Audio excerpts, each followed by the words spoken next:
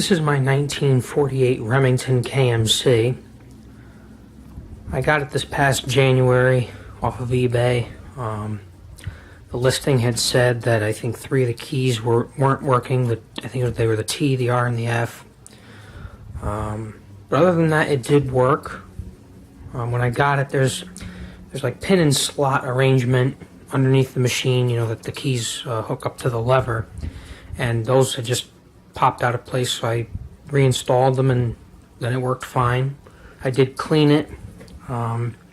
This machine is kind of an ongoing project, quote unquote, because just when I think everything's working, something else kind of falls out of place or doesn't work quite right, I should say. I had issues a little while after I got the machine working. The color selector wasn't functioning properly. There's a part on the back or toward the back of the machine that has 2 screws that hold, basically this piece that moves up and down in the back. There's a shaft, and I just basically adjusted the shaft by loosening the screws, and now everything's working properly. It's finicky, but it was finicky fixing it, but now it works fine. The other issue I had more recently, I used the machine pretty regularly through May, or at the beginning of May, and then I put it on the shelf for a while.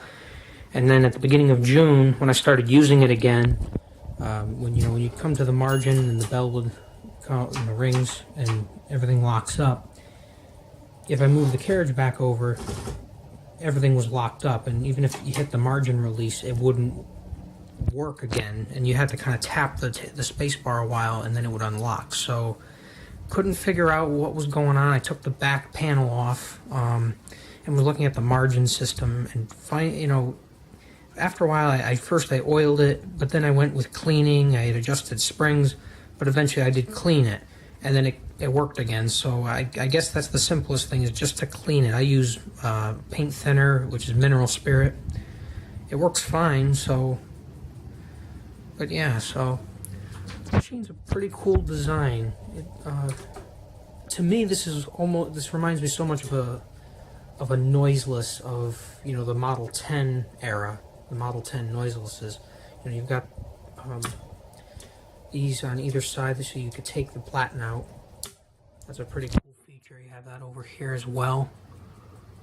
You've got your roller release there, and you have your fine adjustment right here. Line space switch here.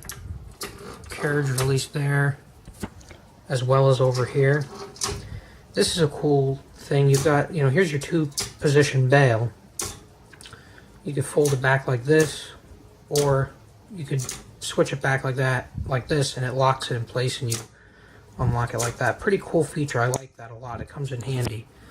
You've also got these paper fingers that swing up for like business cards or something like that. Of course, you got the long carriage return lever. That's a really nice feature to have, because it kind of hangs down, so you can, you don't have to reach up far like on an Underwood. But pretty cool feature to have, especially because this machine, I believe they say the escapement has a throwout on it that disengages. How most machines will click, or they go, they make the noise as they return, but this machine doesn't. It's just a smooth carriage return. That comes in hand. It's a very efficient machine, the best way to describe it.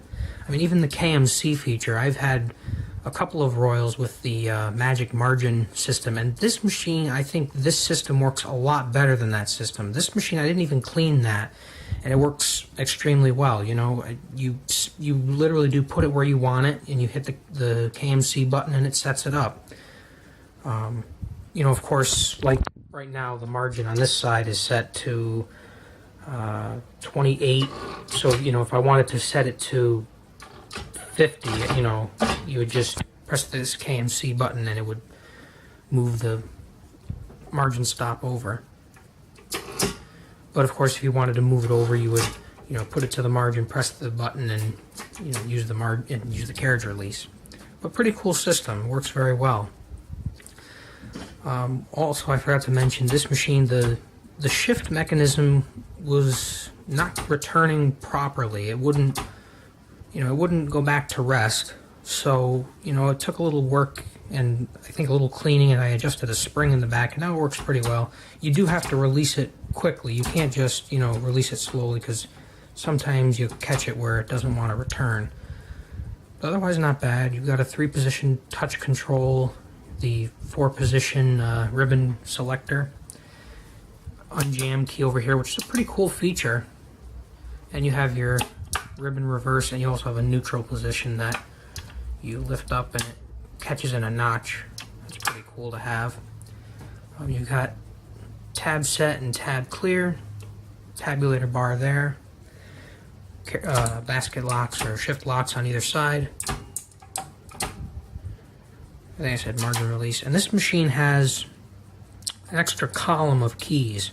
Normally, the keyboard would end here, and you would have, I don't remember, I think it's the @ and the cent sign here. But instead, this machine has a couple of other features, or other keys rather. Just interesting. There's a decal on the side that's kind of worn. It says, what does it say? I can't quite make it out. Something Memorial Institute, Columbus, Ohio. So I assume it was used in maybe a scientific department or mathematical department, because you have your square root and your pi symbol there, and you've got a couple of other things. You even got brackets, which you don't normally find on a machine. You've got these, greater than or less than. You've got a whole host of just different things, plus and equals, and even some of the keys up here are a little different. Like the 7 normally has, I believe, the and symbol. This has a double underline. It types at basically the same level as the 6 with the underline, but it's double lined. And then the 3 has the and instead, which is kind of, you don't see that often. But a pretty cool machine overall. It's got a nice style, and the reason I bought this machine was because I was looking for one, and most of them were missing keys. Most of them, were in kind of rough shape. This was one of the better ones. I mean, has minimal paint loss. Normally these have a lot worse paint loss than this. But I love the blue lines that you see kind of on the paint here. It's kind of interesting. This is still wrinkle finish, but this has smoothed out over time. Overall, not a bad machine. Not my favorite, but certainly a contender. It's up there with machines that are nice to use. As I put a question to a forum once, why Remingtons have a heavy action, and most people said that was just the way they were, and that's why Remingtons probably aren't as common as Royals or a number of other machines. Like, I know Royals and Underwoods definitely have a lighter action, but this machine definitely can keep up with those machines. It is fun to use. I'll show you typing.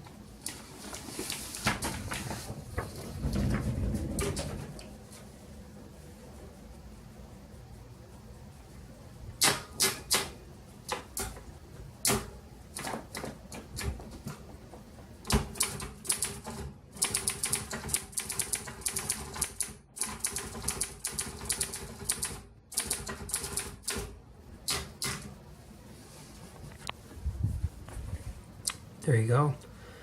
As you can see, the G key the type slug for the G is set a little low on the type bar, I believe. But otherwise, not too bad. Prints pretty well. Not a bad machine at all. Not my personal favorite, but pretty good machine. That's the 1948 Remington KMC.